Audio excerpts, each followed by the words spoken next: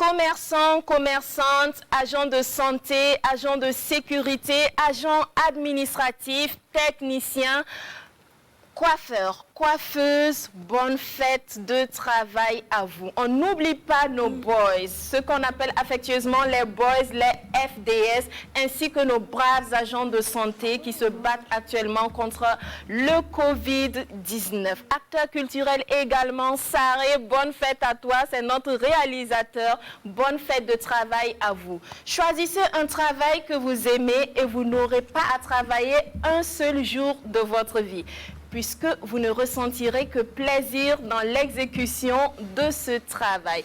Alors, il faut semer l'excellence, arroser de persévérance et d'un peu de patience, beaucoup de patience même d'ailleurs, et vous allez récolter beaucoup de succès et beaucoup de bonheur. Je le disais, Saré est à la réalisation et il est au top. La magie de la caméra, c'est avec Zundi et bien sûr son acolyte Edwige Kambou. Le son, c'est avec le savoir-faire de Guindo et quant à la lumière, c'est Balora qui s'en charge.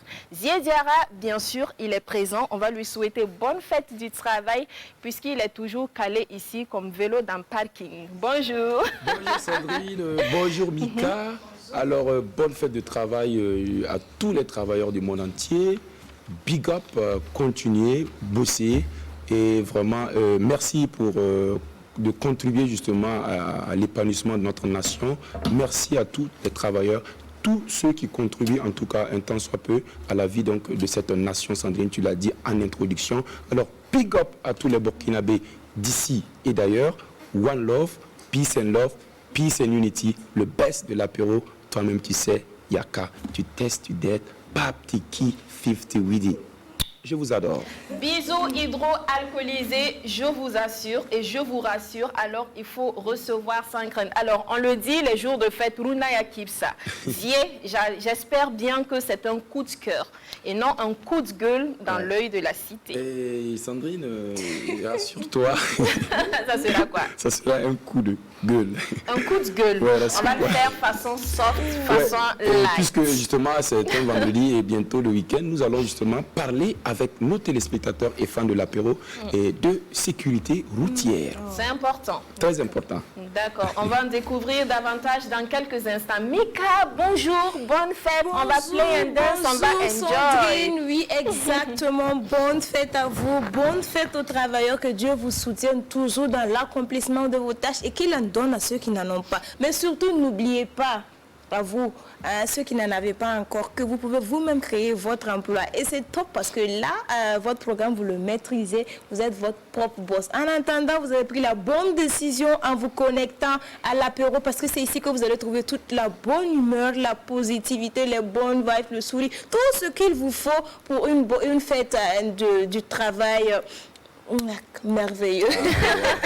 Alors, on se retrouve tout à l'heure pour Play and Dance, comme l'a dit Sandrine. Alors, aujourd'hui, exceptionnellement, on va jouer, on va danser parce que c'est la fête et c'est une fête qu'on mérite parce que lorsqu'on travaille, il faut savoir aussi s'arrêter un peu, s'amuser, reprendre de l'énergie, passer du temps avec ceux que nous aimons et bien sûr, reprendre le travail de plus belle. Vous avez embarqué, eh bien, Saré à la réalisation est notre pilote. On va décoller maintenant. À peine haute comme 3 pommes, elle fait tourner la tête des... Elle est cataloguée. Ce n'est pas moi qui le dis, c'est Big Solid qui le dit. D'ailleurs, Ziediara, une fille cataloguée, qu'est-ce que ça veut dire selon toi? Quand on dit elle est cataloguée, on la met généralement, c'est dans quel catalogue? Bon, ici, on la met dans le catalogue des meufs qui aiment le show, des meufs qui adorent... Voilà, des meufs, mais bien sûr, d'un coup, c'est des meufs, parce que c'est ça, quand tu es catalogué, on a une idée de ta vie dans les box, comme on le dit, dans les boîtes de nuit, les nightclubs, et avec les hommes, c'est comme on l'a dit, Gucci et Ferrari, c'est des marques, c'est le bling-bling, et après, bon, mais on a on des peut regrets. être catalogué femme bosseuse, parce que Gucci et Ferrari, moi, je peux bosser pour m'acheter ces Gucci et autres, ces grosses marques. Il y a différents catalogues. Alors, Voilà, il y a différents catalogues. Bien sûr. Ok. Tu en connais, toi, des meufs cataloguées comme le genre de Big Solid? Bon, Regardez, Sandrine Konaté. Ça, c'est du petit Juste un Sandrine petit Konaté. prénom. C'est catalogué. Moi, je suis cataloguée. Oui, Oui, et je connais mon catalogue. Mais D'accord. toi, tu penses que moi, je suis dans quel catalogue? Oh, Où bon. est-ce que toi, tu me mettrais, Toisier? Bon, moi je sais, mais je ne vais pas partager avec elle veut que tu la Ça ne flattes. viendra pas de ma bouche. Elle veut que tu la flattes. De toute c'est ce façon, qu'elle veut. c'est un artiste en tout cas qui dépeint ici une situation et que beaucoup de téléspectateurs aiment bien parce que justement il dit la vérité en réalité. Et tu as vu C'est les vrai. conseils que maman a donnés, elle n'a pas voulu écouter et à un moment donné de sa vie, elle a regretté tout simplement. Moi je pense que beaucoup de filles n'aimeraient pas être dans cette situation-là. C'est un message de sensibilisation, c'est un message qui incite au changement de comportement, Sandrine. D'accord. Il invite les filles à se prendre en main, à se prendre en charge, écouter les conseils des parents et surtout mettre les garçons de côté. Ça va venir au moment opportun. C'est ça, n'est-ce Exactement. pas, Mika? Exactement. Mika a attendu le bon moment et voilà que c'est venu. Waouh. Il n'est pas sujet de moi ici. Merci Sandrine. Alors, la chanson était belle, c'était big, solide. Hein? Il fait partie de la jeune génération, cette génération dont on est tellement fiers. Ils sont jeunes, ils ont du talent et surtout, ils se battent pour mettre en valeur ce talent-là. Quand on les catalogue, vous l'avez dit, hein, c'est un message qui invite à éviter la vie facile, à plutôt se battre comme Sandrine là. C'est ce qu'elle attendait qu'on dise depuis Voilà. là. Il faut se battre comme Sandrine. Il faut aller Volume, chercher. ils n'ont pas attendu. Il faut aller chercher chaque fois son pain durement. C'est ainsi qu'on est fier de ce qu'on a, qu'on est fier de ce qu'on est. Voilà, il faut éviter la vie facile. Et puis voilà, c'est un très beau message. De continuer. Regardez.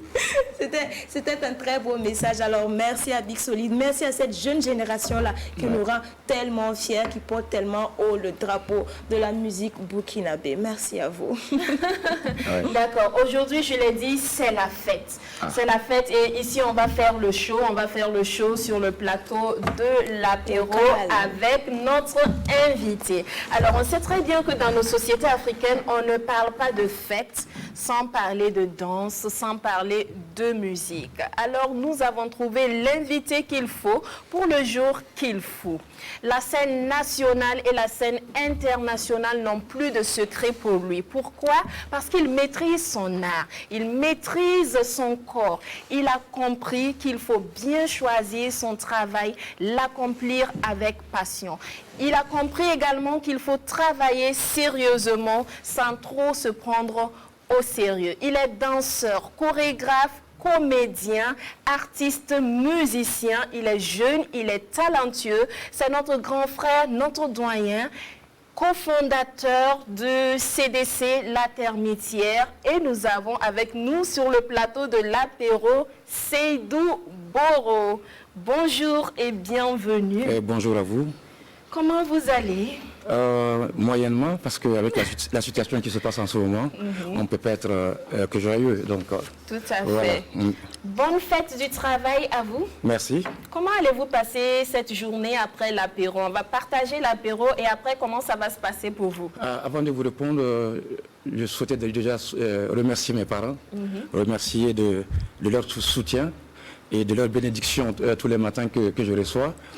Saluer chaque Burkinabé, chaque citoyenne burkinabé, en tout cas les encourager, parce que c'est un courage. C'est-à-dire que quand on regarde en tout cas la situation qui se passe en ce moment, les Burkinabés, c'est des hommes courageux. Les Burkinabés sont courageux. Ils sont très courageux, parce qu'avec la situation en ce moment, c'est pas évident. Oui. Voilà, maintenant je peux vous répondre. Je pense qu'après ça, je serai à la maison avec des amis. Ok. La plupart du temps, ce sont des amis qui sont des artistes ou les gens du quartier. Parce que j'aime aussi réunir des gens du quartier, donc voilà, je vais partager la fête avec eux. D'accord. Alors, vous êtes danseur, chorégraphe, vous êtes chanteur, vous êtes comédien. Alors, c'est un héritage familial? Pas vraiment, mais à moitié, parce que mon père c'est quand même un officier de l'armée et ma mère qui est ménagère. Mais j'ai eu la chance quand même d'avoir un grand frère qui s'appelle Amadou Bourou, qui m'a fait rencontrer l'art. Au départ, j'ai été à l'école et ensuite au collège. Et par la suite, j'ai joué en première division au RCK, donc le Rail Club de Kadiogo, donc que je salue en même temps, les supporters aussi, les footballeurs. Et c'est comme ça qu'il m'a invité un jour en me disant, mais c'est d'où ce serait bien que tu viennes travailler avec les comédiens. Et quand je suis venu travailler avec les comédiens, il y a un jour, il y a un comédien qui manquait, il m'a dit, mais c'est d'où tu n'as pas envie de prendre la place. Et c'est comme ça que je suis venu dans ce métier-là. D'accord. Et à l'enfance, comment est-ce que vous étiez? De quoi étaient faites vos journées? À l'enfance, c'est beaucoup plus de danse aussi. C'est après que je me suis rendu compte parce que mon père était préfet. Et je me rappelle que pratiquement tous les week-ends, on dansait au balafon. Et je pense qu'il y avait ça en tout cas qui a aidé. C'est plus tard que je me suis rendu compte de ça, que je dansais pratiquement tous les week-ends. Ouais. Papa, il jouait du balafon? Pas du tout, pas du tout. Qui jouait? C'était vous? Pas du tout. On invitait des artistes à la maison à l'époque. Ouais. Donc c'était une cour familiale qui aimait faire recevoir les griots, faire la fête tout le temps, des artistes. En tout cas des moments ensemble. Ouais. D'accord. Ouais. Alors quand on voit Seydou Bourreau, c'est du parcours, on ne voit que le résultat. Ouais. Vous êtes international, vous dansez si bien, vous chantez exceptionnellement bien et tout ce que vous le faites à merveille. Nous, on ne voit que le résultat, mais il y a eu du parcours, des difficultés, beaucoup de sacrifices et d'efforts. Exactement, ça dit que c'est une exigence, ça dit que notre métier, c'est ça, c'est dans le quotidien. Parce que quand je raconte par exemple à ceux que j'ai formés aujourd'hui, moi je me levais dans mon quartier, qui est Kamsongé, et je marchais à pied jusqu'à Goumé, chez mon grand frère, aller travailler, à Madoubourou. J'ai travaillé. Il pouvait me permettre la facilité des choses, mais je le faisais tous les jours comme ça. Je pense que c'est vraiment des engagements. Quand on prend un métier, ce n'est pas le résultat immédiat qui compte. Ça dit que c'est tout un parcours, mais c'est de l'exigence au quotidien qu'il faut avoir. De l'exigence au quotidien qu'il faut avoir. Alors, en famille, déjà, on faisait la fête. On recevait des artistes qui chantaient et qui dansaient. Mais est-ce qu'à un moment donné, papa a pensé que, ou maman, les parents ont pensé que Seydou Bourreau pourrait faire partie de l'un de ces artistes un jour? Je pense qu'il y a eu un accompagnement. Mes parents m'ont toujours soutenu dans ce que je faisais. Et donc, il n'y avait pas de difficulté dans ce sens-là. En même temps, j'avais un grand frère déjà qui était là, qui me permettait d'avoir accès à l'art. Donc, ça a été quand même une évidence. En même temps, je pense que le film Sundiata a ouvert vraiment les vannes de l'acceptation, en tout cas. D'accord. Zié, toi, comment on le dit déjà, il danse avec, il a 2 pieds gauche ou 2 pieds droits, ce qui est sûr, voilà. Moi, j'aime bien la danse. En tant que Sénoufo, tout le monde sait que ce n'est plus à démontrer que le Sénoufo, c'est un grand danseur. Oh, Zié, tu parles trop. Lève-toi, tu vas nous montrer. Il n'y a malheureusement pas de balafon. Lève-toi, tu vas danser. Dans sa tête. Moi, je danse dans la tête, c'est bien. Il danse dans la tête. Vous êtes 2 contre moi. D'accord. Alors, Seydou Bourreau, Sandrine l'a dit, footballeur, comédien, réalisateur, directeur artistique, danseur, chorégraphe, autant de casquettes. Alors, Seydou Bourreau, comment vous faites pour gérer tout ça? C'est pas simple, hein? Je pense qu'il y a beaucoup de casquettes sous-données. D'accord. Voilà. Mais pour revenir à l'histoire avec mon grand frère Amadou, c'est-à-dire qu'au niveau de la formation, on avait la pratique de tout. On avait le jeu d'acteur, on avait le travail musical, on avait le travail du corps, de la danse. Donc, on touchait à tout ça. Et je pense que le formateur aujourd'hui, on ne peut pas se dire seulement je suis que danseur. Je pense qu'il faut ouvrir les possibilités pour un créateur. C'est cette curiosité qui va construire l'imaginaire et la richesse d'un artiste. C'est-à-dire que quand je suis artiste, c'est cette curiosité qui me permet d'avancer. Mais quand je suis un musicien, je ne m'intéresse pas à la danse, je suis danseur, je ne m'intéresse pas au cinéma, c'est réduire la vision et l'imagination et l'imaginaire d'un artiste. D'accord. C'est la curiosité qui permet à l'artiste de continuer son parcours. D'accord. Alors, cher invité, vous parlez tantôt de formation, on va aller dans ce sens-là. Alors, dans les années 90, vous aviez reçu une formation dans une compagnie théâtrale, et Firen, j'espère que je prononce très bien. La compagnie Firen. Alors, est-ce que vous pouvez partager cette expérience avec nos téléspectateurs? Effectivement, ça dit que on travaille même s'il n'y avait pas un projet en face. D'accord. Ça dit que, pour revenir dans l'histoire, c'est que quand Amadou est rentré au Burkina Faso, il a voulu créer la toute première compagnie professionnelle au Burkina Faso. D'accord. Et donc, on était 8 engagés, il y avait beaucoup d'artistes, il y avait Odile Sankara, que vous connaissez, il y avait Alain Ema, il y avait pas mal de gens qui travaillaient. On travaillait au quotidien. Ça dit que ce n'est pas parce qu'il y a un projet qu'on commence à travailler.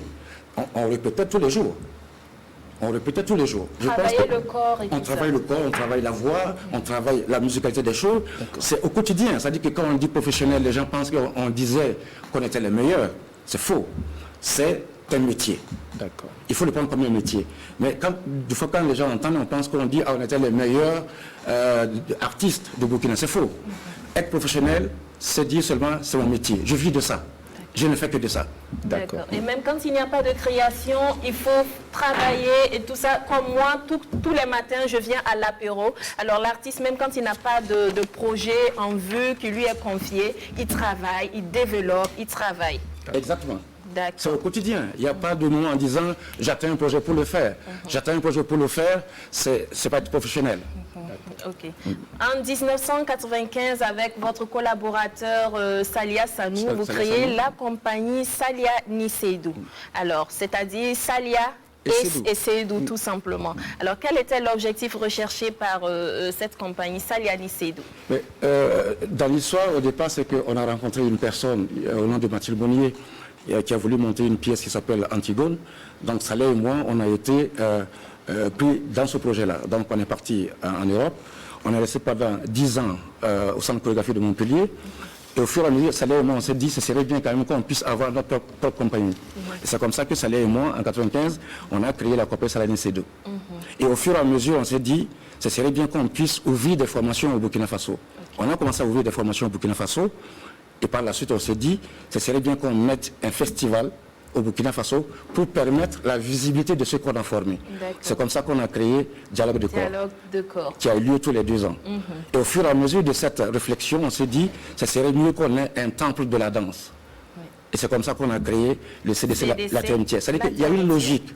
Il y a une logique dans le processus d'amener ce travail dans sa visibilité. C'est-à-dire que Salia et moi, on aurait pu rester en France sans s'intéresser au Burkina Faso parce qu'on gagnait bien notre vie. Maintenant, c'est comment est-ce qu'une personne peut donner quelque chose dans son pays. Qu'est-ce que tu amènes à résoudre dans ton pays? C'est ça qui a fait que le CDC existe. Et aujourd'hui, le CDC permet à beaucoup de jeunes de vivre de leur métier, de tourner dans le monde entier et de faire connaître notre art et de connaître le pays. D'accord. Alors, ça a été créé en 2006, vous l'avez dit, avec Salia Sanou. Sanou. On parle du centre de développement chorégraphique La Termitière. Alors, pourquoi La Termitière? La termitière, on est parti de l'idée en disant que Maître Passeret avait dit la termitière, c'est ajouter la terre à la terre. D'accord. Et comme l'esprit, c'est de former et d'avancer, pour nous, c'est une construction. C'est-à-dire qu'en même temps, il y a une patience au niveau d'une construction. C'est-à-dire que ce n'était pas aller très vite qui nous intéressait. C'est dans le temps qu'il faut construire. Et aujourd'hui, on est à peu près à 10 ans. Et quand on compte le nombre de personnes que nous avons formées, on est à peu près à 200, 300, 400 personnes qui vivent de ce métier-là. Donc nous, on pensait dans le temps. Et ce temple existe jusqu'à aujourd'hui. Exactement. Et je pense qu'on va partir. Et ce temple va continuer parce qu'il y a une relève qui est déjà là. Une relève que vous avez pensé à former. Exactement. Ouais. Y a-t-il une différence entre danseur et chorégraphe, danse, chorégraphie? Y a-t-il une différence?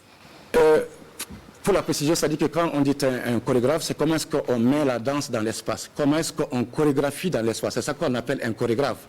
Mais un danseur, il faut que tu aies le corps des danseurs pour pouvoir étudier l'espace, pour pouvoir construire dans l'espace. C'est ça qu'on appelle le chorégraphe. C'est celui qui écrit la danse dans l'espace, qui chorégraphie. Pour le citoyen lambda qui nous écoute, différence entre chorégraphie et danse, c'est quoi? Pour la dame qui ne comprend pas dans l'espace et tout ça, en français facile, on va dire. Exactement. C'est-à-dire que quand on dit danse, tout le monde danse de toute façon, tout corps danse. Tout corps danse. Mais maintenant, quand on a envie, on est dans notre profession, il faut écrire la danse, il faut la construire. C'est-à-dire que quand on vient voir une pièce chorégraphique, elle est construite, elle est écrite. Les gens pensent qu'on se lève un matin et puis on se met à danser. C'est faux. C'est-à-dire qu'on prend des mois, on peut prendre 6 mois pour construire une pièce d'1 heure. C'est une réflexion. C'est comment est-ce que les corps des danseurs vont se déplacer. C'est quelle émotion je donne dans l'espace. C'est comment est-ce que... C'est notre travail comme ça. En ce moment-là, ça c'est le maître, c'est le chorégraphe qui travaille là-dessus.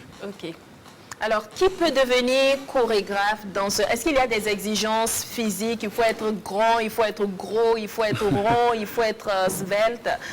Non, un chorégraphe, c'est dans le temps. C'est comme à l'école. C'est-à-dire qu'on va à l'école au CP1, et après on grandit. Il y a d'autres qui dépassent le maître à un moment donné. Et c'est ça qu'on souhaite. Donc, c'est le temps et dans l'expérience qu'on construit les choses. Donc, le chorégraphe, on ne s'invente pas en disant « je suis chorégraphe ». Parce qu'on a été d'abord danseur. On a eu un parcours. C'est ça qui fait qu'à un moment donné, on a la fibre ou la sensibilité de dire j'ai envie de chorégraphier le corps, de travailler avec les danseurs. En ce moment, on devient un chorégraphe. Mais c'est dans le temps. Ça peut prendre 10 ans, ça peut prendre 20 ans, Mais c'est pas se lever aujourd'hui en disant j'ai envie d'être chorégraphe. Non, c'est le métier qui forge la profession. C'est le temps qui forge. Ok, c'est le temps qui forge. Alors, vous êtes danseur, comédien, musicien et vous avez de nombreux spectacles, toutes ces casquettes. Finalement, quand vous choisissez un sujet, un thème qui vous tient à cœur, comment est-ce que vous choisissez de l'adapter à une pièce, à une danse ou en musique? Comment est fait le choix de l'art pour le thème? Pour un créateur, la thématique t'impose l'outil à utiliser. Ah. C'est exactement ça. C'est-à-dire que dans l'inconscient, la thématique te dit, tu te sentirais beaucoup plus mieux musicalement, pour le traitement, ou cinématographiquement, ou sur la danse. C'est-à-dire que c'est intuitivement, tu le sens. Okay. C'est pas quelque chose que tu décides. C'est-à-dire que le sujet que nous choisissons en tant que créateur, c'est pas toi qui te dis, je me lève en disant, j'ai envie de créer ça. Non. Ça s'impose en toi. Et tu la ressens. C'est ça qui est le créateur. C'est-à-dire que je ne l'ai pas en disant j'ai envie de faire une chorégraphie, je ne sais pas moi, qui parle de la cuisine ou un truc. Non. non. Il y a un moment donné, c'est comme une blessure qui te rencontre. Et en ce moment-là, cette blessure a besoin d'être traitée. Et c'est comme ça que tu soignes la blessure. Et c'est comme ça que tu inventes. Et c'est comme ça que tu crées. Et les thèmes que vous choisissez généralement, c'est qu'est-ce qui vous inspire? Les histoires vécues personnellement ou ce qui se passe autour de vous en Afrique ou ce qui se passe un peu partout dans le monde puisque vous avez beaucoup voyagé? Exactement. C'est-à-dire qu'on travaille avec la société. La société est le réservoir du créateur. Il travaille avec ce qu'il voit. Il travaille avec ce qu'il rencontre. Il travaille avec lui-même, ce qu'il a vécu. Donc, il y a beaucoup d'espace avec lequel il travaille. Et donc, il y a beaucoup de sources d'inspiration. Un tableau peut m'inspirer, une musique peut m'inspirer. Je regarde la situation d'une personne qui m'inspire et j'ai envie de partager ça avec la société. Donc, la société est le réservoir pour le créateur. D'accord. La société est le réservoir pour le créateur. C'est vraiment... Je vous écoute avec beaucoup d'enthousiasme, ça fait vraiment plaisir, comme on le dit. Là, je suis d'accord, ce n'est pas parce que c'est ton parent. Il est agréable à écouter. Quand il parle, il fait penser à un spectacle, tous les gestes, tout est tellement bien orchestré et tout ça. Alors, cher invité, si j'ai bonne mémoire, vous aviez réalisé un documentaire de 52 minutes sur la danse africaine contemporaine. Est-ce que vous pouvez nous décliner les grandes lignes de ce documentaire? Ce documentaire, ça s'appelle La danseuse d'ébène. C'est-à-dire qu'à un moment donné, j'ai voulu parler d'une grande sœur qui s'appelle Yolanta Sambedo, parler de son parcours, en même temps parler d'une école qui s'appelle le Modra de Dakar. Le Modra de Dakar, c'est quoi? C'est une école qui a été soutenue par Léopold Sédar Senghor, et accompagné par Germain Lacoigny et Maurice Béjart. Et la situation de cette école, c'était que tous les pays amenaient des élèves, des danseurs, pendant des années, sauf que tous les pays devaient contribuer à la vie de cette école. L'école a tenu seulement peut-être que 4 ou 5 ans. C'est-à-dire qu'à la première année, les pays ont financé, et au fur et à mesure, l'école est tombée. Donc, beaucoup de gens ne savent pas cette histoire-là. Et en même temps, je voulais profiter de la situation, parler de la grande sœur, Yolanta Sambedo, de son parcours, de ce qu'elle a fait. Et c'est vrai que ce soit Yolanta Sambedo, que ce soit Alassane Congo, parce qu'on parle beaucoup de fois d'Yolanta Sambedo, mais il y a quand même quelqu'un d'autre qui est là, au Burkina Faso, qui est Alassane Congo, qui est un chorégraphe. Donc, tous ces gens ont contribué à l'existence de la danse au Burkina Faso. Donc, pour moi, en tant que jeune frère, je voulais quand même que les gens comprennent cette histoire-là, comprennent la démarche et comprennent la profession que nous faisons. Et ce film a eu le prix à Montréal, bien sûr. Alors, Festival Vue d'Afrique. Vue d'Afrique, oui. On parle de danse. Alors, pour vous, quelle est la place que la danse occupe dans la sphère culturelle de notre pays? Est-ce qu'elle occupe une place de choix? Est-ce que le politique a un regard assez particulier vis-à-vis donc de ce domaine? Je pense que la danse, c'est au quotidien. D'accord.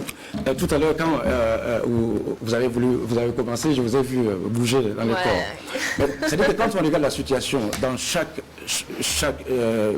cours, dans un événement joyeux, il y a toujours quelque chose qui va se trémousser. Donc la danse fait partie du quotidien, la danse fait partie du corps. Et donc la danse, elle existe. En même temps, c'est-à-dire que là où on est riche, on a des multitudes de danses des différentes formes de danse au Burkina Faso. C'est ça qui fait la force de notre pays. Et nous, en tant que créateurs contemporains, quand on dit contemporain, des fois, ça effraie tout le monde. Alors que contemporain, ça veut dire seulement actuel. C'est tout simple que ça. Contemporain veut dire actuel, aujourd'hui. Donc, nous, on travaille avec cette ressource-là. Et c'est pourquoi nous tournons beaucoup à l'étranger. Si nous faisions la même chose que ce qu'ils font, on ne bouge pas. Mais notre force, c'est quoi? C'est qu'on a les appuis sur nos formes de danse traditionnelles, des formes de danse du monde en Afrique. C'est ça qui fait qu'on est sollicité partout, parce qu'ils n'ont pas ça. Ils n'ont pas cet outil-là. Et pour revenir en arrière, pourquoi cette femme qui s'appelle Mathilde Monnier est venue au Burkina Faso chercher Salia Sanou, Sédou Boro, Blani Liamogo, Balkissa? Parce qu'elle était en manque d'inspiration. Et les artistes africains ont permis à cette femme-là de créer tout son parcours par la suite. Et donc, quand on parle de ça, il faut voir qu'il n'y a pas seulement que dans un seul sens. Il n'y a pas seulement que l'Occident qui apporte. La plupart du temps, on a ce complexe-là. C'est faux. C'est faux. Dans ce continent-là, on a la richesse de la culture. Mais maintenant, la différence c'est quoi? C'est que, est-ce que le politique comprend ce qui se passe réellement? Le politique se pense au moment dont il a besoin. Après, c'est quand il a besoin. Et après, on oublie. C'est ça le problème. Mais alors qu'on se défend en disant, c'est un pays de culture. On est un pays de culture. Tout le monde nous admire dans le monde en disant le Burkina Faso, c'est un pays de culture. Exactement. Mais sauf que si le politique ne soutient pas, si ce n'est pas dans la continuité des choses, par exemple, qui est-ce qui va venir soutenir votre culture? À vous. C'est faux. Donc ça veut dire que si l'extérieur soutient ta culture, on t'impose une manière de faire. C'est ça. Et donc il faut que le politique comprenne que si nous voulons que notre culture continue à exister, il faut que le politique s'y mêle réellement, à fond. Ce n'est pas dans un seul jour en faisant sa politique en disant « moi je veux un spectacle ou un truc ». Non. C'est au quotidien qu'on défend sa culture. Et un pays, c'est sa culture. C'est une stratégie. Et un pays, c'est sa culture. Merci. D'accord. On sait que vous avez chorégraphié la cérémonie d'ouverture du FESPACO. C'était en 2017. En 2013 et en 2017. En 2013 et en 2017. Comment est-ce que ça s'est passé? Dans quelles conditions vous avez travaillé? Dans quelles conditions on vous a appelé et tout ça? C'était en tout cas un beau moment pour moi, en tout cas de faire travailler beaucoup de Burkinabés, parce qu'il y avait à peu près 700 personnes sur le plateau. Un beau spectacle. Au niveau du stade. Et c'était un travail qui a pris du temps. C'est-à-dire que créer une pièce avec 700 personnes, j'ai mis pratiquement 1 an à concevoir. Waouh, bravo. Oui. Parce que les gens pensent que le métier de danseur, on arrive et puis on se lève, on fait. Non. Parce qu'il faut écrire les déplacements de tout le monde. OK. Et en même temps, j'ai élaboré une méthode. J'ai travaillé d'abord avec une équipe restreinte qui a construit le déplacement dans l'espace. Et au fur et à mesure, quand le temps est arrivé, on a réuni 700 personnes. C'est comme ça que j'ai pu chorégraphier l'ouverture du FESPACO en 2013 avec 700 personnes. Waouh! Et c'était vraiment un très beau spectacle. Est-ce qu'on peut dire que vous avez défini tout de suite la danse contemporaine en disant que c'était tout simplement danse actuelle? On peut dire que vous faites de la danse contemporaine. Comment est-ce que vous décririez votre danse? C'est ça qui est toujours la difficulté aux gens de comprendre. C'est-à-dire que quand on dit danse contemporaine, oulala, c'est un truc européen, on ne comprend pas. Mais contemporain veut dire quoi? Tout simplement, ça veut dire actuel. Point très. Mais en même temps, quand on commence à dire, ok, je ne comprends pas la gestuelle et tout, je ne comprends pas le mouvement, mais la danse, c'est la parole d'un corps en mouvement, et ce mouvement-là traduit une émotion. Y a-t-il un code? Mais justement, c'est-à-dire qu'on a envie de regarder la danse comme une pièce de théâtre. Parce que l'appui du théâtre, c'est quoi? Le théâtre a le texte. Oui. Le théâtre a la force du texte. Donc, il est déjà en avance pour une compréhension. C'est ça. Mais la danse, c'est une histoire émotionnelle. C'est ça que je dis. La gestuelle. C'est la gestuelle, c'est l'émotion, ce que ça dégage, c'est la beauté de ce qui se passe sur l'espace qui compte. C'est pas en venant en disant, ah tiens, il a fait ce mouvement, ça veut dire ça, ça veut dire ça. Non, ça se regarde avec les yeux du cœur et les yeux émotionnels. Point. La danse, c'est de l'émotion. La danse, c'est de l'émotion et de l'émotion, en tout cas, sur ce plateau. Nous en avons et nous espérons que vous en recevez, en tout cas, depuis vos postes téléviseurs. Quand on parle de fête, puisque aujourd'hui c'est la fête du travail, on parle danse, on parle musique, on parle aussi sécurité routière. Alors, cher invité, alors, à force de vous écouter, on prend de l'inspiration. C'est de bonnes vibes. Exactement. Alors, je le disais tantôt à l'introduction que nous allons aborder avec nos téléspectateurs la question relative à la sécurité routière, précisément les tricycles. Vous les voyez dans la ville de Ouagadougou.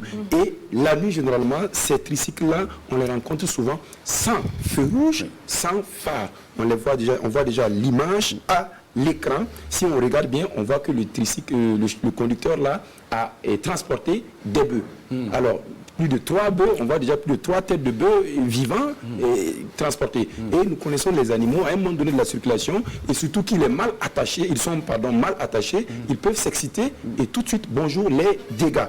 Alors, je vous raconte une anecdote, une histoire que j'ai vécue personnellement, et malheureusement, mon oncle, il est décédé sur la route de Sendou à Banfoura. Alors, mon oncle revenait de Sendou, alors il était à moto. Alors, pendant qu'il venait à Banfoura, un conducteur de tricycle avait malheureusement garé le tricycle là sans les conditions. Ça me laisse une brèche pour y parler. Quand vous voulez garer les tricycles là, il faut à un moment donné penser au dispositif. Il y a les triangles de sol. Exactement. Il y a des signes, des indices qui montrent qu'il y a un danger quelque part. Exactement. Malheureusement, vous garez, il n'y a pas de signalisation, il n'y a pas de phare, il n'y a rien, il n'y a pas de feu rouge. Et mon oncle, dans sa course, est venu percuter le tricycle là, malheureusement. Quand il a percuté, on l'a amené, on a appelé les secours, il est parti à l'hôpital de Banfoura et dans un coma, malheureusement, il est décédé. Donc c'est un exemple comme ça qui montre que la route tue. Il ne faut pas jouer avec ça. Et les conducteurs de tricycle, lieu de la cité, vous interpellent à nouveau, une fois de plus, évitez de prendre les risques en circulation. Soyez prudents, prenez les dispositions qui s'y est, respectez les règles de la circulation. Respecter les règles de la circulation, Seydou Boro. C'est exactement ça. Je pense que chacun cherche sa pitance, mais il ne faut pas ignorer l'autre, il ne faut pas oublier l'autre. C'est ça qui est le danger. C'est-à-dire que être citoyen, c'est assurer tout ça. C'est-à-dire que je vois des fois des gens qui brûlent le feu. Mais être citoyen, c'est tout ça qui fait le citoyen. Donc il faut que les gens commencent à réfléchir à la citoyenneté réelle. Donc si on sait bien que c'est un danger, on n'interdit pas aux gens de chercher leur pain. Mais quand tu penses à toi, quand tu t'aimes, tu dois aimer l'autre. Donc tu fais attention aussi à l'autre. Et je pense que c'est selon ce que je peux dire. Et c'est vrai qu'on en voit beaucoup. On en voit beaucoup. Et donc je pense qu'il faut que les gens commencent à comprendre qu'est-ce qu'être un citoyen. Être un citoyen, ça aller jusqu'au bout de ça. Ne pas brûler un feu, prendre conscience. Exactement. C'est les devoirs aussi, c'est ça. Je pense que c'est tout ça qui fait le citoyen, le burkinabé. C'est tout ça qui fait le citoyen burkinabé. On ne vous a pas oublié le thème du jour, le voici. Il a été proposé par Soul TP, c'est bien ça? Soul TP depuis la zone 1. Alors, il dit, à quelques jours de votre mariage, votre fiancé, c'est-à-dire votre future épouse, refuse de venir vivre avec vous en famille. C'est-à-dire qu'à quelques jours du mariage, vous dites à madame, la future dame, qu'après le mariage, vous allez vivre en famille, chez vous en famille, et elle refuse. Pour les dames, votre futur mari, à quelques jours du mariage, vous informe qu'après le mariage, c'est chez lui en famille que vous alliez déposer les valises et fonder votre foyer. Ce n'était pas prévu au départ, mais à quelques jours du mariage, c'est l'information qu'il vous donne. Quelle serait votre réaction, hommes et femmes? Appelez-nous à partir de 12h au 25 31 83 53 et le numéro va bientôt s'afficher avec Saré. Seydou Boro, en 1996, votre premier spectacle réalisé avec Salia Sanou, Le siècle des fous, reçoit le premier prix du concours de danse contemporaine d'Afrique en création. D'abord, Le siècle des fous. De quoi traite-t-il, votre premier spectacle? La pièce est arrivée à une période où on sentait qu'il y avait beaucoup de guerres qui se passaient sur le continent. Et nous, on a voulu, en tout cas, souligner, à travers la création, cette bêtise, la bêtise humaine, la bêtise du pouvoir. C'est ça qui a fait qu'on l'a appelé le siècle des fous. C'est comme si on était tombé sur nos têtes à un moment donné. C'est-à-dire qu'on s'agrippe et on s'agrippe. Et donc la pièce parle de ça. D'accord. Le premier prix que vous avez reçu, c'est venu pour votre premier spectacle. C'est venu comme une sorte de boost. Vous vous êtes tout de suite dit, oh là, on est déjà bien. Voilà, déjà qu'on a reçu un grand prix. Non, une récompense, ça fait toujours plaisir, c'est sûr. Mais ce n'est pas quelque chose qui doit t'arrêter. Ce n'est pas quelque chose sur lequel on va s'asseoir. Et je pense que c'est ça aussi qui a permis et que Salia et moi, on ait continué en tout cas à rêver. Parce que c'est le rêve aussi qui permet de façonner les choses. Il faut rêver et façonner ce rêve, le réaliser. Alors, vous êtes chevalier des arts et des lettres au Burkina Faso, également commandeur des arts et des lettres en France. Comment s'est faite cette décoration en France? Ce titre, cette décoration, cette distinction que vous avez reçue pour le cas de la France? Oui, pour le cas de France, de toute façon, ça fait des années que je suis entre les deux et que au niveau de la direction de la culture en France, on sait ce que je fais.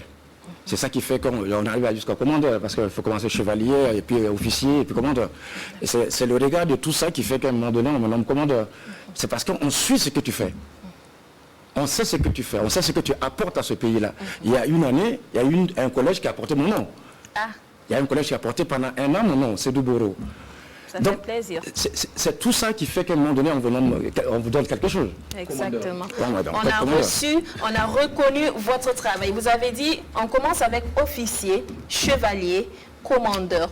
Au Burkina Faso... Chevalier, officier, commandeur. Chevalier, officier, commandeur. Alors, commandeur, c'est le titre suprême, on va le dire entre rires. Au Burkina Faso, chevaux. Vous êtes juste fait, pas juste, vous êtes chevalier. Je suis chevalier, oui.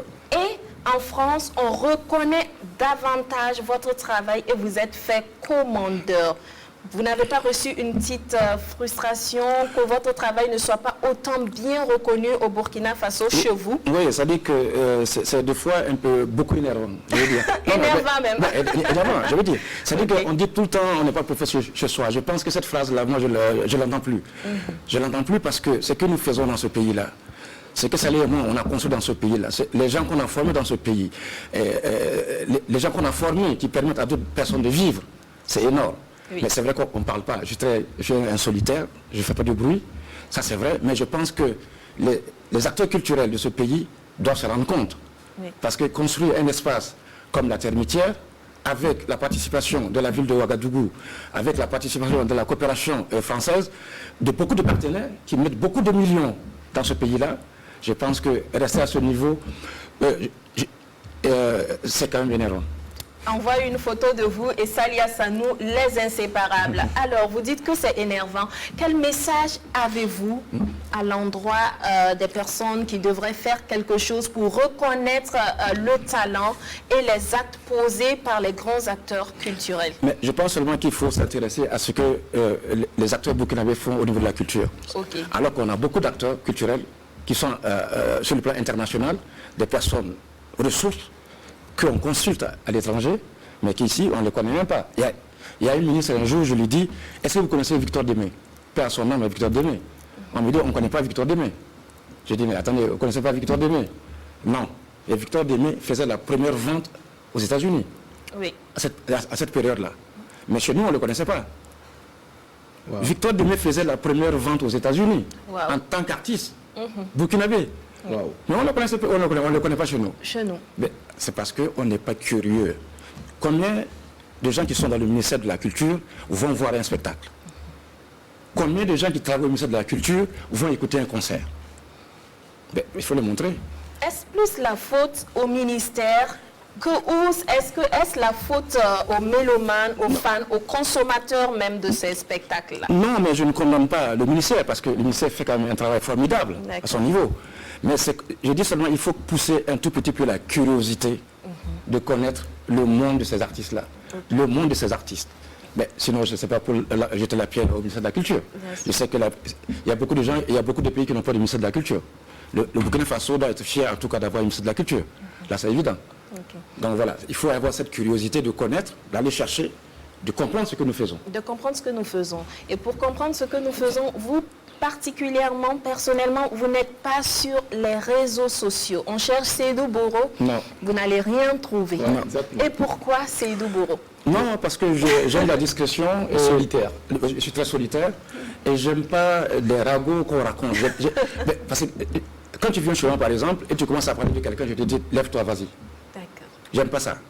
Et donc, sur les réseaux, il n'y a que ça. On met un truc, on insulte, on n'a pas de réflexion, on n'a pas de distance, on n'a pas d'analyse, et on contribue à rien du tout. Il n'y a qu'à insulter. Mais qu'est-ce que j'allais foutre là, quelque chose qu'on insulte? Mais l'art que vous faites, il y en a qui postent les vidéos de Non. leurs spectacles, les photos, pour permettre à la jeune génération, aux gens de mieux connaître Seydou Boro. Il n'y a pas que les clashs sur les réseaux sociaux, il y a du business, voilà, du live et en tout ça. direct. Exactement. Facebook. Oui, mais faire du... Bill, on se connaît, on était ensemble, il n'y a pas de souci. D'accord. Non, mais ça veut dire que j'aime accompagner la compagnie Seydou Boro qui est sur le net, mais Oui. pas moi-même. Oui. Ça dit que tu peux suivre ce que je fais, c'est pas moi qui le poste, c'est pas parce que il y a une administration avec laquelle je travaille. Tout à Il y a une équipe avec laquelle je travaille.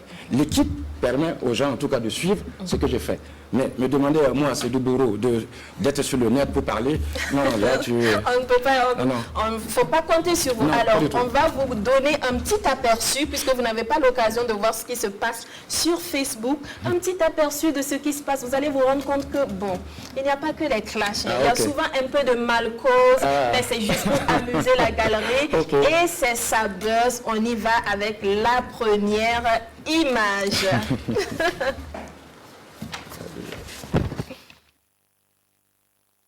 Là, on a, comme vous pouvez le voir, tu aimes un gars, mais quand tu n'aimes pas un monsieur, mais quand il te donne de l'argent, tu prends.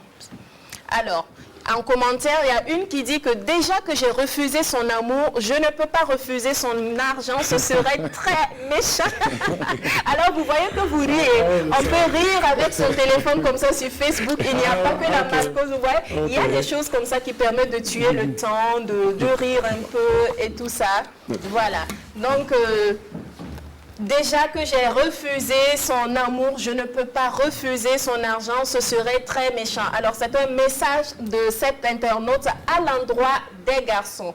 Alors, si elle vous refuse et prend votre argent, c'est juste pour ne pas être trop méchante. La deuxième image, ça c'est une image de malcause. Alors, c'est un internaute qui recherche une série bien connue, ça s'appelle La Casa de Papel. Mais au niveau de l'orthographe, notre internaute s'est trompé, il a mis, depuis je mets La Casa de Papel, mais je ne vois rien. En commentaire, au lieu de lui dire, on ne dit pas La Casa de Papel, on dit La Casa de Papel. Regardez ce qu'il a reçu, ce qu'il a reçu comme essai Donkounou de Papel. Mon ventre. Essai Donkounou de Papel. La casa, comme boule La d'acassa. casa, exactement. La casa comme boule d'acassa. Mais je ne vois rien. Mais mon ami, corrige-le. Il faut lui dire non, on ne dit pas la casa de Papel, on dit la casa de Papel. Non? Lui, il dit il faut mettre le Donkounou de Papel. Et tu auras un résultat. Vous voyez que non, on peut en rire. La troisième image, ça c'est une sorte de sensibilisation au Covid-19. Il brûle le feu tricolore. On lui demande pourquoi. Écoutez sa réponse. Il dit qu'il y avait 50 personnes déjà arrêtées au feu. Donc, s'ils s'arrêtent, ils seront à 51 personnes. Or, le gouvernement a interdit les regroupements, les regroupements de plus de 50 personnes. C'est ce qu'on appelle l'amour et Yam Swabala. C'est ça, Du coup, il a brûlé le feu pour ne pas, selon lui, aller à l'encontre des mesures édictées par le gouvernement. Je dis, au feu là, arrêtez-vous. De toute façon, le port du cache-nez, de la bavette est désormais obligatoire. Portez vos bavettes et alignez-vous au feu. D'accord? Voilà. Ce que tu dis est très, très intéressant. Parce que regarde, sur Charles de Gaulle, et pendant les premières périodes du couvre-feu, du Covid, là, et je crois que les volontaires là, avaient tracé des lignes au niveau des feux. Ouais. Dès que vous arrivez, il y a un espace de 1 mètre. Qui sépare un peu. C'est très malin. Exactement. C'est un très beau message, ça. Hein. Ça fait rire, mais en même temps, il y a un message derrière. N'est-ce pas? Alors, il faut respecter le feu, même s'il y a 50 personnes, il faut juste essayer de ne pas trop vous rapprocher. D'où l'importance, justement, de porter vos bavettes. Enfin, la 4e image, toujours dans le sens de la sensibilisation au Covid-19.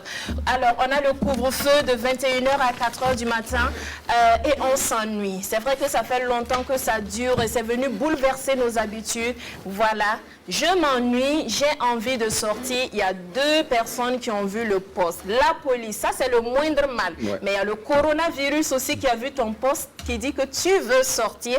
Alors, gare à toi, si tu sors, il t'attend dehors. Juste pour vous dire, restez confinés et il faut respecter les mesures édictées. C'est juste pour notre bien et encore un big up au FDS, un big up à la police qui veille aux heures de couvre-feu pour le respect de ces mesures. Alors, Salia, pardon, Seydou Bourou. C'est la même chose. C'est la même chose. Voilà. Seydou Bourou. Oui. Vous voyez que sur le net, sur Facebook, Il n'y a pas on que... peut rire. Ok, là vous me rassurez un peu, mais je reste sur ma position. On ne peut pas espérer vous retrouver sur Facebook pas du malgré tout. tout. Hein. Pas du tout. Ok, alors vous avez incarné Soundiata Keita dans le film L'héritage du griot de Dani Kouyaté. Moi, je me demande comment est-ce que Salia, qui aime tellement bouger, qui est si physique, a pu rentrer dans le personnage de Soundiata l'infirme. Mais c'était un travail de longtemps. C'est-à-dire que quand Dani m'a proposé d'incarner Soundiata, le fait d'être dans la danse m'a permis de travailler sur l'infirmité. Et c'est comme ça que j'ai construit l'infirmité de Soundiata quand il se lève avec la barre de fer. C'est la danse qui m'a permis d'imaginer la manière de comment est-ce que ce personnage va se mouvoir et se lever. Et se lever. Ça n'a pas été trop difficile au niveau du travail. Mais exactement, c'est très difficile, mais en même temps c'est mon métier de travailler avec le corps. C'est comment est-ce qu'à un moment donné on peut garder la partie haute très solide et comment est-ce qu'on paralyse la partie au niveau des jambes. C'est avoir comme si on faisait une contradiction de ce qui se passait en haut et de ce qui se passe en bas. Et c'est comme ça que j'ai travaillé pour faire Soundiata. Et quelle expérience est-ce que vous gardez quel souvenir vous gardez de cette expérience? Est-ce que ça vous a transformé humainement, vous permet de comprendre un peu plus la condition des personnes handicapées, leurs difficultés? Exactement, et bien sûr, parce que quand tu travailles ça, tu penses en même temps. Tu penses à ce que tu es en train de traverser, tu le penses aussi. Mais en même temps, Soundiata, c'est aussi l'épopée que ça raconte. Ça raconte le mandé. Et en même temps, tu vas chercher à se comprendre qu'est-ce que c'est que le mandé. Donc je pense que ce film, en tout cas, a permis à beaucoup de gens. La dernière fois, j'étais à Bamako. Et les gens qui me reconnaissaient dans Soundiata, ils voulaient qu'on fasse la suite. D'accord. Ils voulaient qu'on fasse la suite parce qu'à la fin du film, il dit, je pars et je reviens. On attend donc votre retour. Et on a côté bas. Côté bas, je ne vous en dis pas plus, on regarde et on se retrouve pour commenter et jouer par la suite.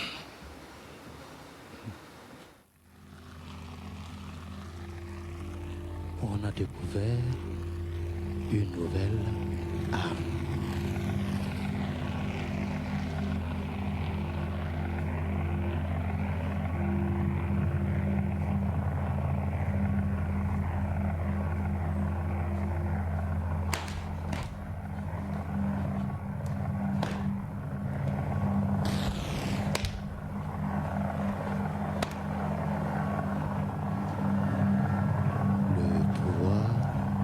Se trouve entre les jambes.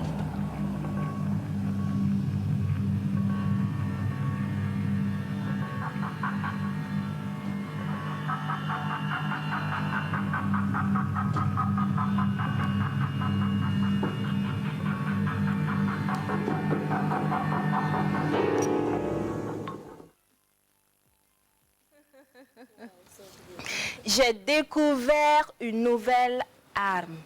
Le pouvoir se trouve entre les jambes. Ce n'est pas moi qui le dis, c'est Seydou Bourou. On parle viol, on parle inceste. Côté bas. Oui, Koteba, ça a été aussi un accident. Je n'avais jamais réfléchi en disant je vais travailler autour du viol ou de l'inceste. Je devais monter une pièce avec ma fille, parce que ma fille est une professionnelle aussi. Et après, elle a eu un autre projet avec un autre chorégraphe. Elle m'a dit, mais papa, j'ai envie de faire ce projet. Je dis, mais vas-y. Et moi, je suis revenu au Burkina. Et puis un jour, il y a quelqu'un qui est avec moi à la maison. Je le trouve un peu triste. Et je lui dis, mais qu'est-ce que vous avez ce matin? Et ce monsieur me dit, il y a une fille de 19 ans qui s'est immolée dans une case. Oh là. De 19 ans. Je dis, mais qu'est-ce qui est arrivé? Il me dit, non, que c'est comme ça. Je dis, non. Comment est-ce qu'une fille de 19 ans va se mettre dans une case, se mettre de l'essence, et puis il n'y a rien? Et après, j'ai commencé à les fouiller, et on s'est rendu compte qu'elle était touchée par quelqu'un de la famille. Oula. Ça vous a révolté. Exactement. Et c'est à partir de ce moment-là que j'ai commencé à écrire Koteba. Koteba, parce qu'il y a beaucoup de situations comme ça qui se passent, même, on croit que ça se passe seulement qu'ailleurs, et de plus loin. Le viol et l'inceste, c'est l'être humain. C'est dans la société que ça existe. Et donc pour moi, c'est comment est-ce que je pouvais amener ce débat à la place publique. Okay. Et c'est parce qu'il y a eu effectivement ce problème. Sinon, je l'amenais partout dans le monde. Oui. Malheureusement, le Covid-19... Oui, voilà, tout le monde est dans la situation, on est en arrêt.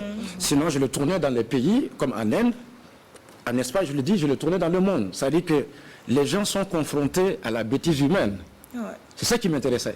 C'est comment est-ce que ça pouvait faire un coup de poing pour créer le débat. Créer le débat. Créer le débat. Parce qu'il y a beaucoup de situations de personnes, je sais, au Burkina Faso qui existent, qui l'ont vécu et qui le vivent. Et l'artiste, c'est comment est-ce qu'il peut remuer les choses pour qu'on puisse en parler, pour trouver des solutions. Ils se taisent. Mais parce qu'il y a une guérison qu'il faut trouver. C'est pour cela, à un moment donné, quand dans la pièce, il y a un rituel que je fais. C'est comme si c'était un rituel de guérison, de lavement du corps. C'est-à-dire que comment est-ce qu'on peut sortir de là? À partir du moment où on commence à en parler, ça va être difficile de sortir. Mais il faut que tu trouves la porte de sortie. Parce qu'on ne peut pas vivre avec ça. Des douleurs muettes qui détruisent. Exactement. C'est-à-dire qu'il y a des fois des gens qui sont détruits, mais on ne sait pas la cause. Alors qu'eux, ils savent pourquoi ils vont mal. Mais personne ne sait. Parce que tu ne peux pas aller dire à quelqu'un de la famille m'a touché ou le voisin m'a fait ça. Oui. Mais alors qu'il faut qu'on en parle, il faut que ça se mette sur la place publique. Il faut que ça se mette sur la place publique, qu'on en discute et qu'on trouve des solutions. Alors, on va jouer Koteba, on va revenir en parler. On va jouer, on va play and dance, on va enjoy, vous dansez. Alors, on va danser. Exactement, je me remets de mes émotions, Sandrine, parce qu'en le regardant, honnêtement, je le disais à Azir tout à l'heure, j'ai l'impression que l'âme de ce monsieur-là, c'est la danse. Honnêtement, j'ai l'impression que c'est par là qu'il vit. Waouh, bravo. Alors, c'est l'heure de play and dance. Sandrine l'a dit, jouer et danser. Et pour le jeu, je vais simplement vous demander de regarder à l'écran par là et d'essayer de deviner qui s'y cache. Avec quelques indices que je vais vous donner. Si vous en avez besoin, on y va. C'est parti. La première image. Tellement facile. Mais on ne m'a pas demandé. Vraiment. Merci de répondre à ta question. Alors, qui ça peut être à votre avis? Il y a assez de choses quand même qui trahissent. Je ne sais pas si j'ai besoin de donner des indices. Oui, vous avez un point commun. Oui. L'écharpe que vous portez au cou. Ouais, merci Sandrine pour le premier indice. Ok. Il devait le médaille? Je savais, bravo. Bravo, effectivement, c'est monsieur Hildevert Médard. Voilà, merci d'avoir deviné. Sandrine, c'est la partie qu'on aime tellement, la MENA qu'elle est là. Maintenant, on va aller dans votre univers, cher invité. Voilà, on va aller écouter de la musique et danser. J'espère que ce que vous allez écouter me donner de va de danse. vous plaire. Si vous avez envie, Oui, on est tout de suite. Voilà. On est tout de suite. Alors, c'est l'occasion, on y va, on écoute. Ça là, comment est-ce qu'on danse? C'est le balafon. Seulement tu bouges comme vous l'entendez. Oui, mais on va voir comment est-ce que vous bougez, voilà, et on va essayer. C'est pas danser, ça. Exactement. c'est nous, tout à l'heure, je disais, nous danser. Vous m'avez vu danser, il y a un téléspectateur. Non, il ne parlait pas de moi, le téléspectateur. Il parlait de Mika. Oui, mais Sandrine, là-bas, est-ce qu'on va le voir? Non, on va aller là-bas. Là-bas, ici. Ici, voilà. Et 1 mètre, on respecte. On va essayer de voir comment est-ce qu'on va. Comment est-ce que ça se fait? Alors, on vous suit. J'ai envie de vous donner un peu de cours de danse. D'accord.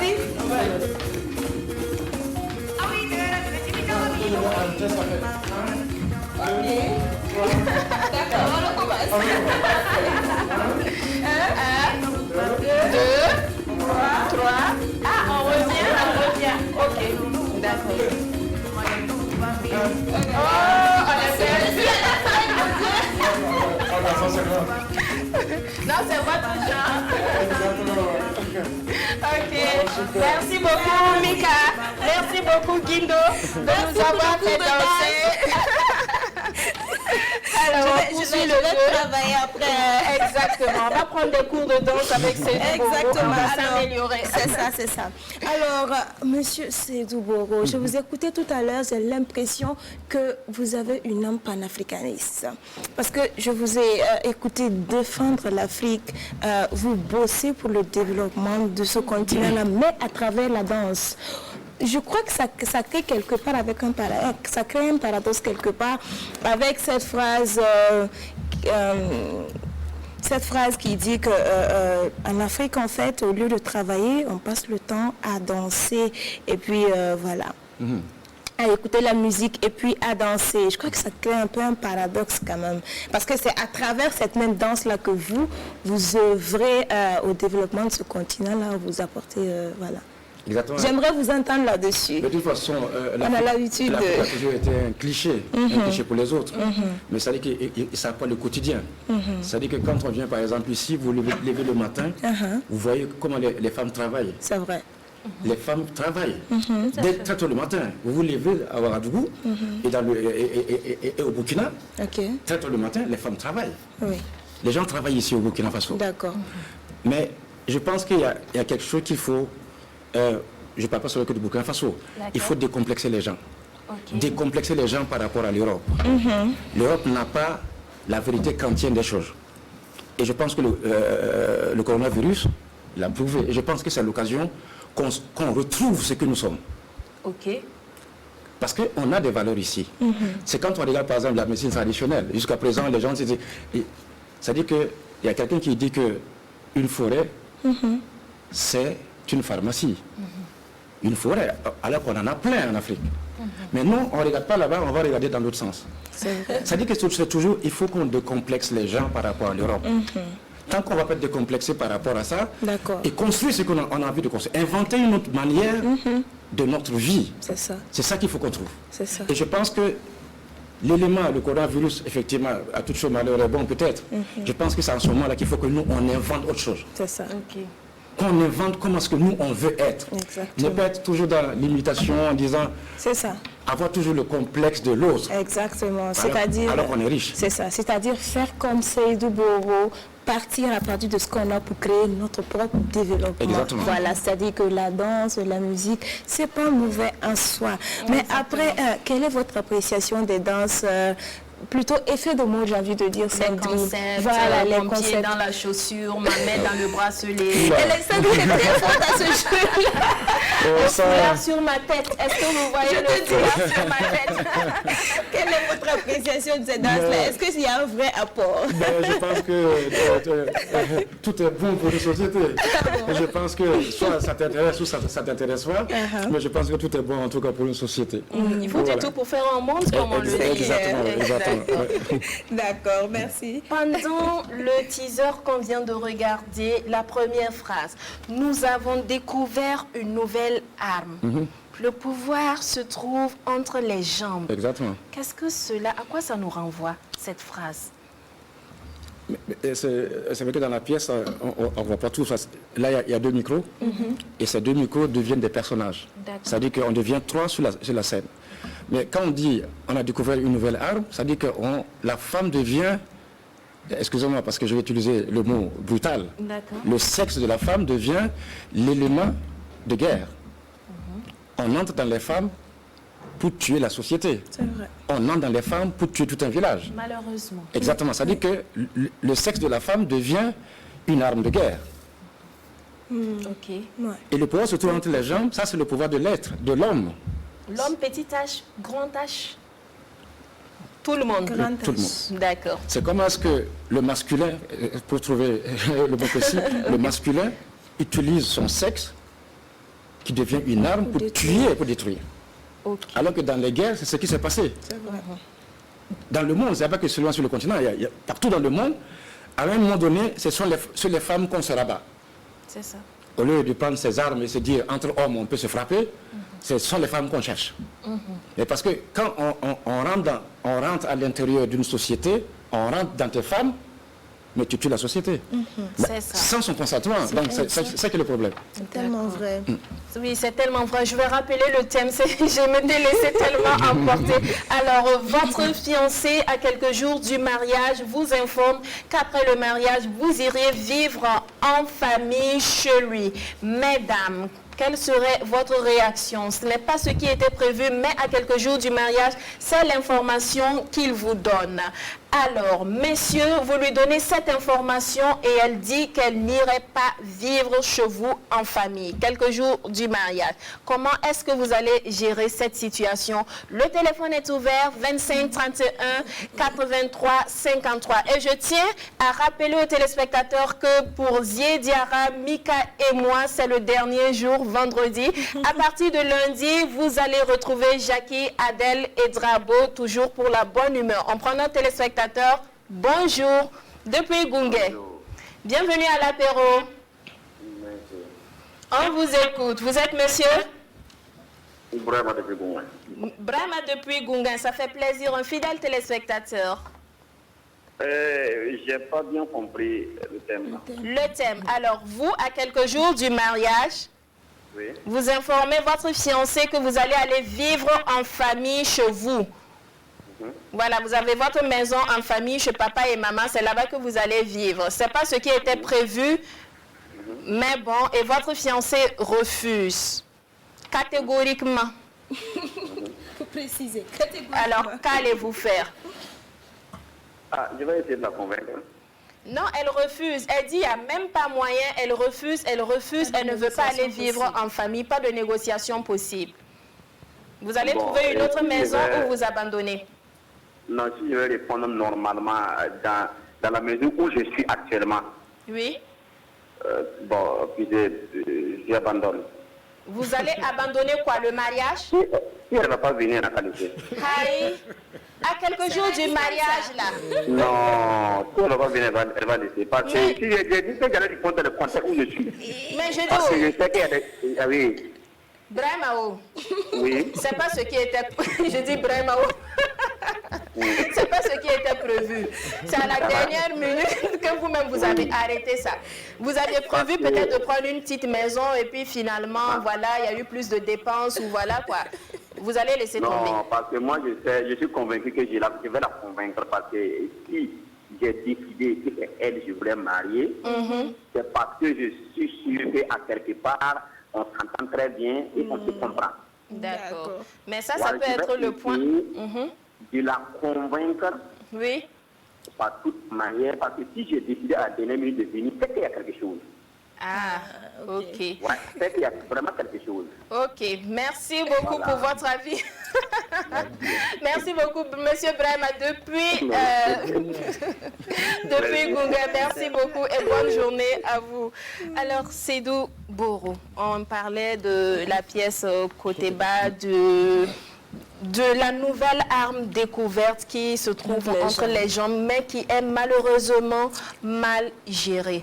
Mal gérée parce que vous disiez tantôt que les hommes utilisent cette arme pour arriver à des fins À détruire la malsaines. société. Mais est-ce que les femmes même, elles-mêmes n'utiliseraient pas cette arme pour détruire aussi? Pas dans le cas de viol et tout, mais vraiment Voilà, en la âme et façon. conscience. Mais ça peut exister dans les deux sens. De toute façon, un être humain, c'est un être humain de toute façon. Donc, là, je parle beaucoup plus dans cette pièce de cette violence-là, la violence qui D'accord. peut détruire. Et en même temps, dans l'autre sens aussi, la femme peut... Et en parler pour vous, c'est déjà trouver... On va prendre un téléspectateur depuis Dédougou. Jeanne Bikaba depuis Dédougou. On vous écoute. Vraiment. Bon, moi, mon point de vue... Jean Bikaba. On vous écoute, Jean Bikaba. Voilà, donc je disais que... Oui. À partir du moment où on s'est entendu que nous allons vivre en famille, Oui. ben, même s'il y a des contraintes après, l'homme, moi je me dis que l'homme en principe devait asseoir sa sécurité. Ah, voilà, il y a des situations de dernière minute. Voilà, lui faire comprendre. Ici, pour moi, c'est un manque de dialogue. Un manque de dialogue. Pourquoi? Communication. Oui, parce que je me fais la fois communiquer avec sa fiancée. Ok. Puisqu'il s'était entendu qu'après, on va aller vivre ailleurs. Oui. En dehors de la famille, la concession familiale. Donc, si après, il voit qu'il y a des contraintes, pour moi, il devrait asseoir sa fiancée et puis essayer de lui faire comprendre les nouveaux changements qui sont actuellement là. Oui, il essaie de lui faire comprendre, mais elle refuse d'aller vivre en famille. Ce que vous aviez prévu là, elle veut que ça se passe comme ça. On va partir dans la villa climatisée et tout là. Mais écoutez, on dit que elle n'est pas encore fiancée, on ne s'est pas encore marié et puis déjà elle impose sa loi, elle a fait difficile. Aïe, mais elle est votre fiancée, non? Oui, mais on n'est pas encore marié là. Et donc dans ce on cas... n'est pas encore marié. Elle n'est pas ma femme, je ne suis pas son mari d'abord, hein, attention, on dirait qu'elle nous lit d'abord. Aïe. Donc pour le moment, il n'y a rien à imposer. Non, il n'y a rien à imposer. Absolument. Elle décide d'imposer quand même. Vous allez faire quoi? Vous allez l'abandonner ou bien... Non. Et même la loi dit que... Mais bon, moi je dis bon. Je me dis que l'homme, dans le foyer, l'homme a toujours les derniers mots. Ah. Si tu ne peux pas venir vivre avec moi, malgré toutes les explications que je t'ai données, ben, c'est pas grave, on arrête la cérémonie, il n'y a rien qui est fait là.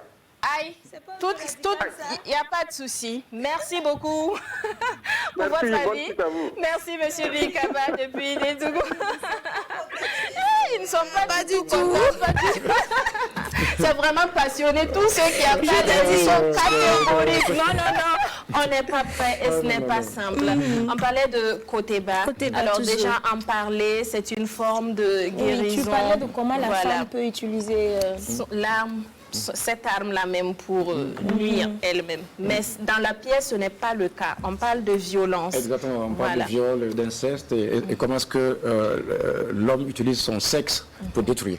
Comment l'homme utilise son sexe pour détruire. Mais selon vous, quand cela arrive dans une famille, un enfant qui est touché par exemple par le grand frère de papa, une adolescente, je vais dire, devrait-elle en parler?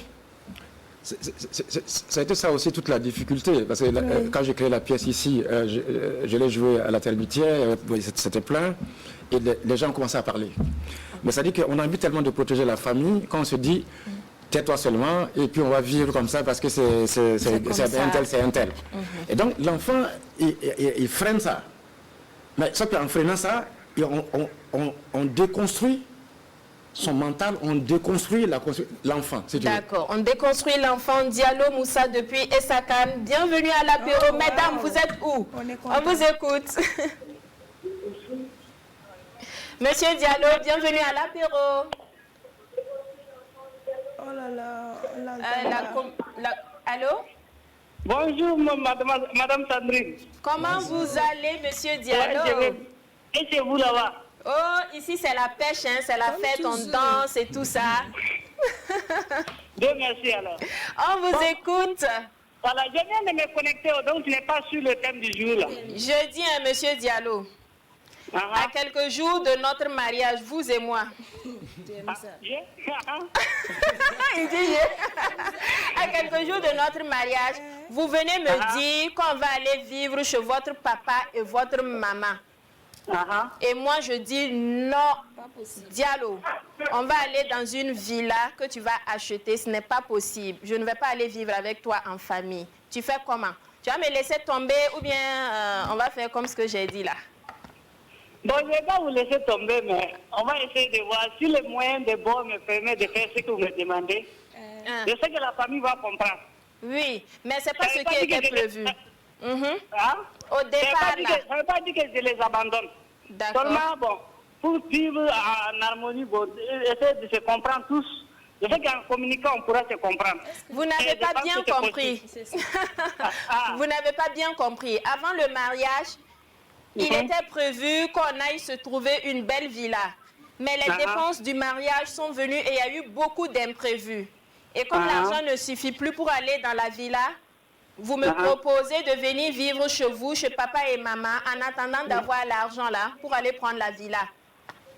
Et moi, je dis non, c'est la villa ou rien. Vous allez faire quoi?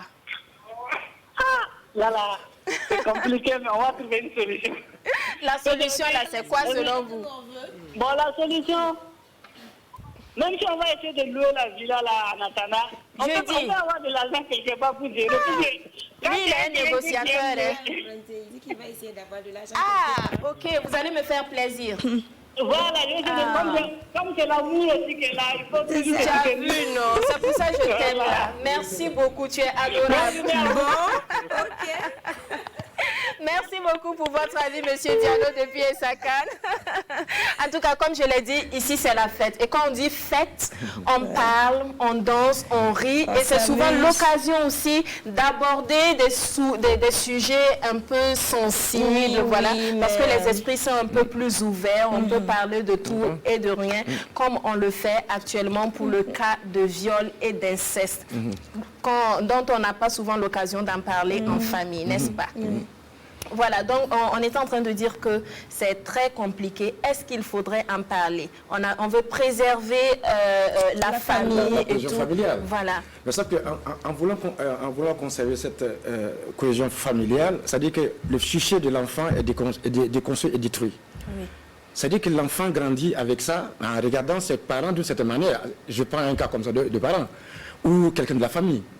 Mais comment est-ce que tu veux que cette personne soit équilibrée en sachant qu'elle était violée et qu'elle a voulu en parler? De fois, on te dit, tu as foyard des uniquement. Oui. Ou même que tu as provoqué. C'est toi qui as provoqué, c'est toi qui as cherché. C'est cruel. Mais oui, ça dit que c'est toi la victime et on t'accuse encore en plus. Et donc, il y a de quoi détruire. Donc du coup, la personne préfère se taire et se détruire que de se confronter à la société et à la famille. Et à la famille. On va prendre notre téléspectateur. Monsieur Méda, bonjour et bienvenue. Depuis d'ici. Oui. On vous écoute. Selon moi, en tout cas, moi, je vais laisser tomber. Vous allez m'abandonner? Oui, je vais vous abandonner. Pourquoi je dis ça? Est-ce que vous pouvez vous éloigner de votre poste télévision? On va bien causer, parce qu'il n'y a pas bien compris. Ok, je dis selon moi. Hein? Je dis selon moi, je vais laisser tomber. Je dis, est-ce que tu m'as vu, mais matin est venu, tu as bien me voir. Oui, non, je vous vois, mais... Tu vas me laisser tomber. Oui, je vais vous laisser tomber. Non, tu n'as pas bien vu. Je dis, ou bien c'est parce que je n'ai pas porté ma robe là. Non, vous avez porté robe là, mais j'ai dit, parce que, vous savez, c'est la base de le problème.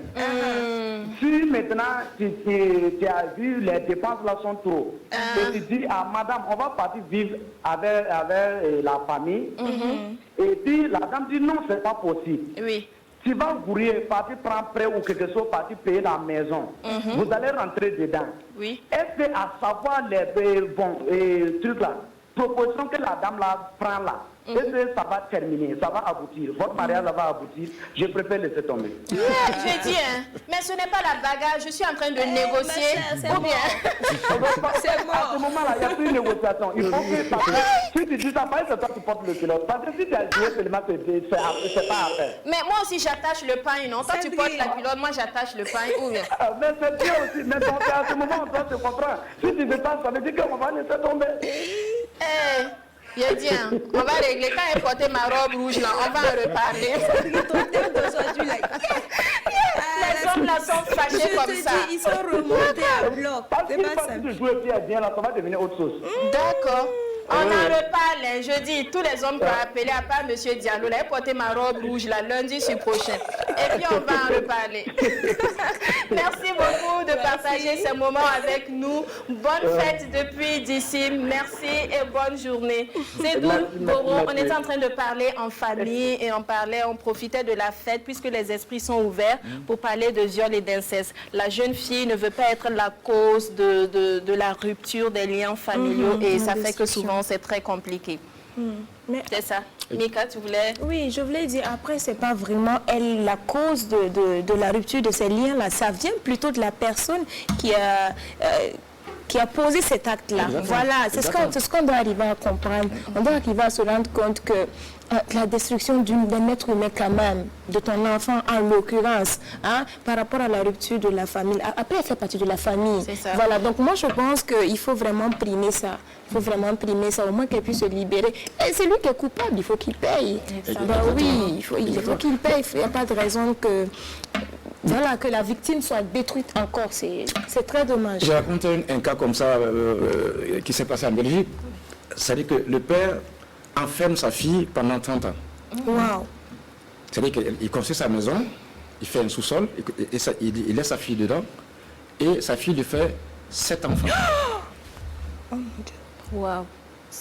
Ça n'a pas de... Je ne sais pas comment qualifier ça. Tu cherches dans ta tête comment est-ce qu'un être humain peut arriver là. Oh. Tu ne sais même pas comment expliquer ça. Ouais. Oh, oui. Je pense que c'est ça. Alors que je sais qu'il y a beaucoup de choses comme ça qui se passent aussi sur le continent, en Afrique et tout. Tout à fait. Et je sais qu'au Burkina Faso, il n'y a que des hommes aussi, nous sommes des êtres humains, et je sais que ça peut exister. Pas atteindre le nombre de 7, mais je sais que l'acte peut exister. Peut-on dire qu'ils sont malades? Genre un papa qui ressent du désir pour sa fille. Comment est-ce possible? Peut-on qualifier ces personnes-là de malades? C'est ce que j'ai pensé tout de suite. Je pense qu'il faut parler de cette question-là. Moi, je ne suis pas un psychologue. Un psychologue. Je suis qu'un artiste. D'accord. On va prendre notre téléspectateur depuis San Pedro. Bonjour. Oui, bonjour. Bienvenue à l'apéro. Ah, merci. Alors, on vous écoute. Vous nous appelez depuis San Pedro. Votre nom, s'il vous plaît? Non, c'est Kindo Galilo.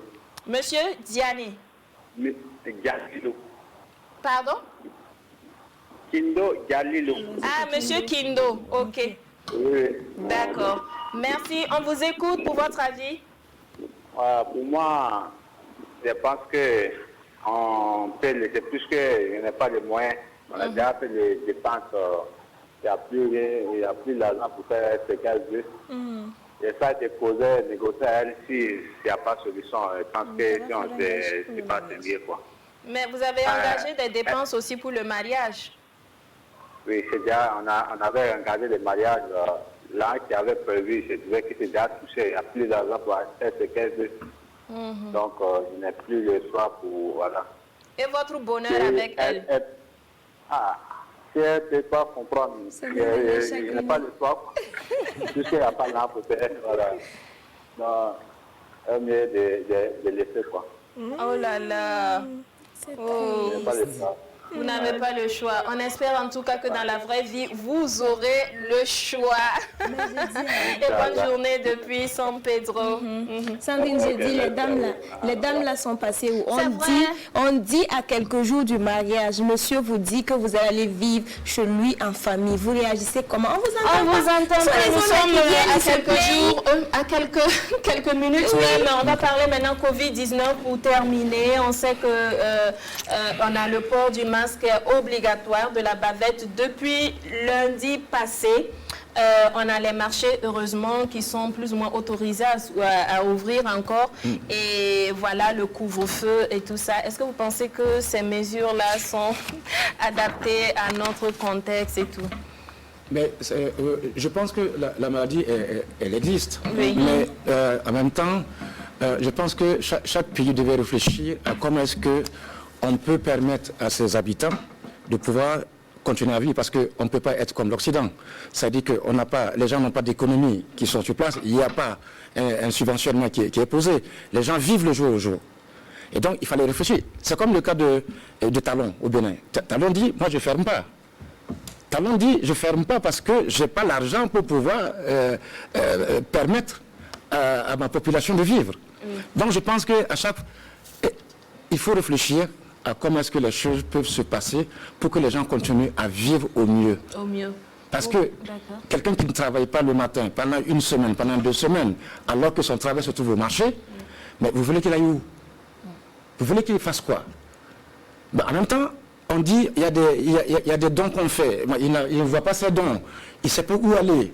Il peut demander à ses amis 1 fois, 2 fois, 4 fois, mais il ne peut pas tout le mois demander aux gens. Mais je pense qu'il y a ça que je dis, il faut qu'on décomplexe. C'est parce que l'Europe fait ça que nous, on doit suivre automatiquement. Talon est refusé au Bénin. Et donc, je pense qu'il y a toujours ça qu'il faut qu'on déconstruise. On prend l'ampleur de la chose, on analyse et on réfléchit ce qui est faisable chez nous. D'accord.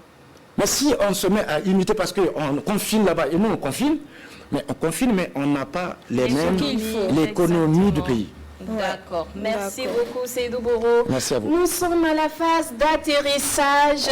Je rappelle que la semaine prochaine, c'est l'équipe de Jackie, Drabo et Adèle qui vont vous entretenir du lundi au vendredi. Nous, on va reprendre lundi sur prochain. Tour de table à présent. Votre avis sur le thème. À quelques jours du mariage, Madame refuse, votre future fiancée, votre future épouse refuse de venir vivre avec vous en famille. Vous annulez ou bien vous allez prendre un prêt pour faire plaisir. Non, je vais négocier. Vous allez négocier. Mika. Oui, alors, non, Sandrine, moi, je pense que je ne vais pas annuler pour ça. Parce qu'après, il y a sa bonne foi. Il y a sa bonne foi qui est le fait qu'il voulait le faire, mais à la dernière minute, il y a eu des imprévus. Ce n'est pas sa faute, c'est compliqué. Il a eu l'honnêteté de t'en parler avant. Je pense qu'on peut s'accompagner, il n'y a pas de souci. Après, ça gère. Donc, moi, j'y vais. Souci. Alors, nous sommes vraiment heureux d'avoir passé cette semaine avec vous et nous espérons que vous avez pris assez de plaisir, qu'on vous a aiguisé l'appétit. Bonne fête de travail. Seydou Boro, à vous le dernier mot pour dire au revoir à mes rayons de soleil. Merci en tout cas à tout le monde, à tous les Burkinabés. Et je pense que je souhaite à tout le monde de faire de la vie une très belle danse pour ceux que nous aimons. Faites de la vie une très belle danse pour ceux que nous aimons. Oh là, qu'est-ce que vous allez me manquer, ça. Je demande 5 minutes de plus. Avec mes cocos, où il me dit c'est pas possible. Oh là là, qu'est-ce que vous allez me manquer. Mais bon, on se retrouve la semaine prochaine. Et comme je l'ai dit, à partir de lundi, Jackie et ses acolytes vont assurer le reste. Assez de bisous, conservez-en. Et on se retrouve après. Oula. Bye. Bye. Merci.